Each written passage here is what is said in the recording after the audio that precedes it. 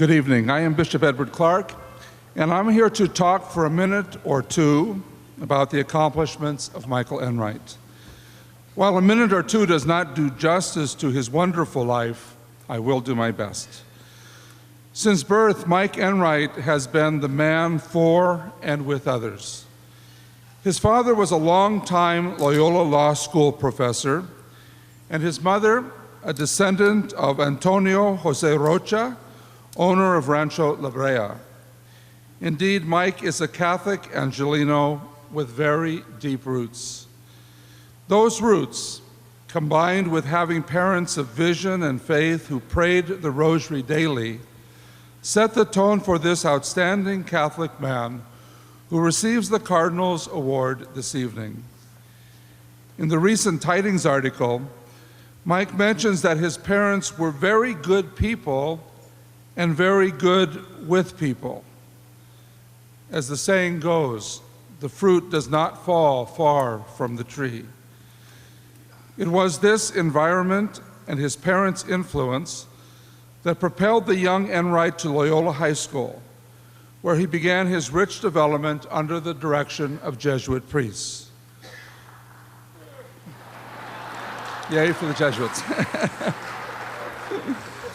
Mike will tell you that the Jesuit guidepost for education and formation, men and women for others, truly resonates with him. From the beginning, he embraced the opportunity as a lay person to become involved, something his Jesuit mentors welcomed and encouraged. Mike, a humble overachiever, holds degrees from the University of Santa Clara, UCLA School of Management, and USC Law School. So as a true dyed-in-the-wool Angelino, it must be really difficult deciding which team to root for. This talented man spent 35 years as a tax partner with Arthur Andersen before his tenure began with Chartwell Partners, an investment firm. Because he is a man for others, and because by nature and upbringing he is a giver, Mike serves as a trustee for the Thomas and Dorothy Levy Foundation, Loyola High School, and Mount St. Mary's College. He is an emeritus trustee at Santa Clara University and the director emeritus for McIntyre House, which serves those recovering from substance abuse. In addition, Mike also volunteers at LA County Juvenile Hall in detention ministry. In addition to his love for his children, his wife, and his God, Mike has a deep love for helping young people. He enjoys referencing the number of students who are on some sort of financial aid at the several schools where he is involved in governance. Mike's hand-on approach includes spending time with these students who need assistance. He enjoys hearing what they have to say and why they think the way that they do. After all, he is Jesuit trained, and learning the art of critical thinking is an important part of Jesuit education. This critical thinker, whom we have been lauding, is the happy father of 5 children from his 41-year marriage to Carol Clem Enright. Even after the loss of the mother of his children, Mike did not abandon his social responsibilities or absent himself from pressing social events. On the occasion of one of the Cardinal's Award evenings, Mike had one open seat remaining at his table. When asked if the committee could recommend a guest to fill that seat, he graciously welcomed a beautiful and vivacious widow, Kathy Russell. A few years later, Mike and Kathy were married, an unexpected reward for attending the Cardinal's Awards dinner.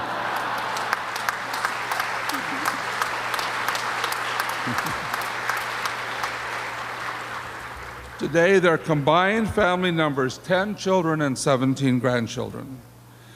Theirs is indeed a wonderful life, but especially wonderful for Mike and for those who have been blessed to have this wonderful man for others as a husband, a father, a benefactor, and a friend.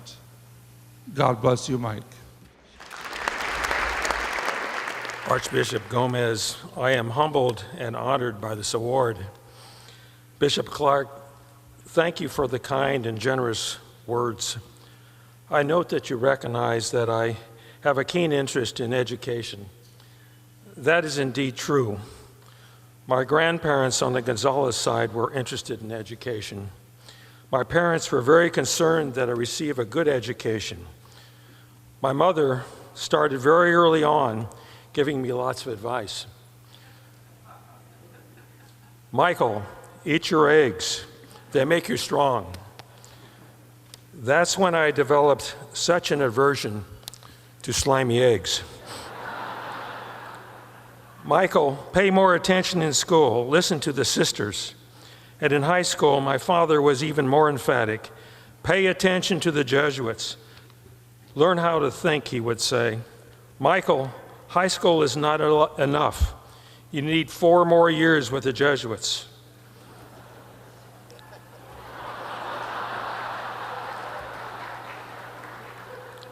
I grew up not too far from here. I attended Cathedral Chapel Grade School, where I was taught for 9 years by the Immaculate Heart Sisters. I then attended Loyola High in Santa Clara, where I was taught by the Jesuits for 8 years. Looking back, it is now so clear to me, and I so appreciate that these schools were far more directed to preparing us for life than just getting us through a curriculum. The Immaculate Heart Sisters were wonderful teachers. They were loving and joyful. They pushed us and encouraged us to believe in ourselves and encouraged us to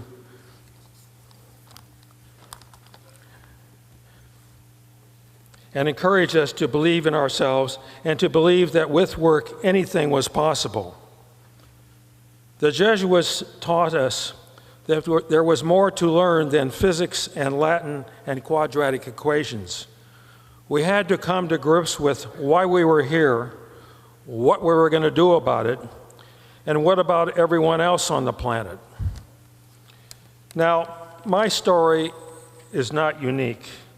I am sure that those of you here who are educated in Catholic schools could tell your own stories, similar stories, over and over again. Different schools, different teachers, but essentially the same story.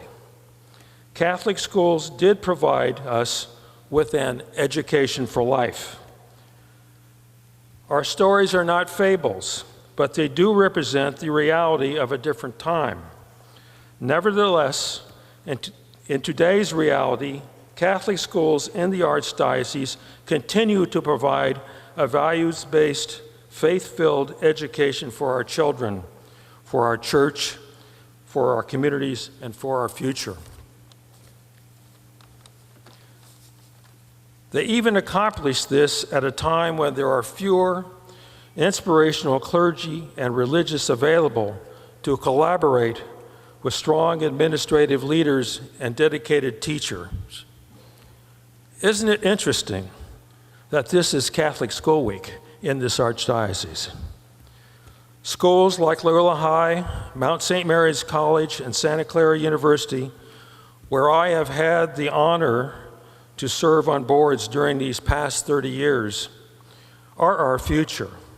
At Mount St. Mary's College, we like to say, we educate students from the city for the city.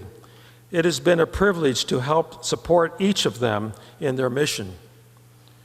Archbishop Gomez, I accept this honor on behalf of all those who have served in our Catholic schools and all those who are serving and will serve in the future.